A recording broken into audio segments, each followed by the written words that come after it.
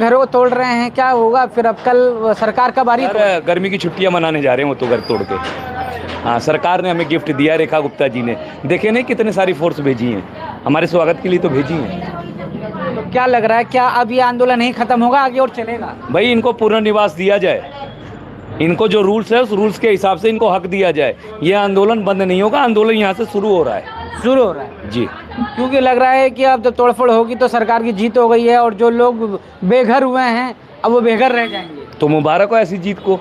सरकार अगर अपने नागरिकों का घर तोड़ के जीत और जश्न मना रही है तो ये बहुत खुशी की बात है, बहुत ये इज्जत बढ़ती है। एक सभ्य नागरिकों को मारना अगर सही है। और ये क्या मीडिया पे आजकल चलने लगा है, ये अवैध है अवैध है।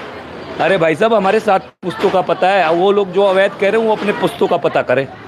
बाबूजी 70 साल से रह रहे, अवैध कैसे? अगर अवैध थे तो हमारे वोट क्यों लिए? अगर अवैध थे तो इन्होंने खंभे क्यों लगाए? अगर अवैध थे तो लाइट क्यों दी? अगर अवैध थे तो सीवरेज क्यों दी? अगर अवैध थे तो ये गैस पाइपलाइन क्यों लगाए? अगर अवैध थे तो ये मीटर क्यों लगाए? बताए ना सरकार, भाई अवैध थे। नहीं, सरकार जो आप बता रहे हैं कि ये सब क्यों लगाए, इसके ऊपर बोलते हैं कि जो मौलिक बुनियादी सुविधाएं देने का जो अधिकार है, उसका मतलब ये नहीं होता है ना कि वो लोग वैध या अवैध हो गए। ये तो सुविधाएं थी। हमारे वोट, अगर आपने SIR करवा लिया और इनकी आइडेंटिटी मिटा दी तो नई आइडेंटिटी क्या होगी, ये बता दो, बताओ ना।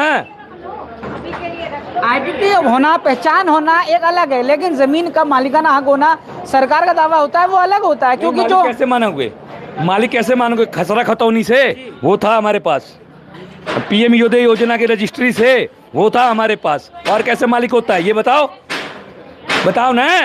तो इन सारी बातों को लेकर आपने कोर्ट में अपनी बात रखी होगी, कोर्ट ने सुनी? कोर्ट ने यही कहा, राइट टू वे के नाम पे उड़ा दो, बस, दैट्स इट। मतलब कि ज्यादा सुनने का मौका ही नहीं लिया। सर जरूरत क्या है जब भगाना इनको, तो क्यों सुनेंगे तुम्हारी? मतलब नियति उनकी ऐसी उजाड़ने की, तो फिर कुछ भी कह लो, कुछ भी कह लो। एक कहावत है कि भैया एक आदमी मीट बना रहा था, उसको भगाना था तो उसने ऐसे थूक दिया, कह रहे तूने थूका क्यों, भाग जा। तो वही वाली बात है।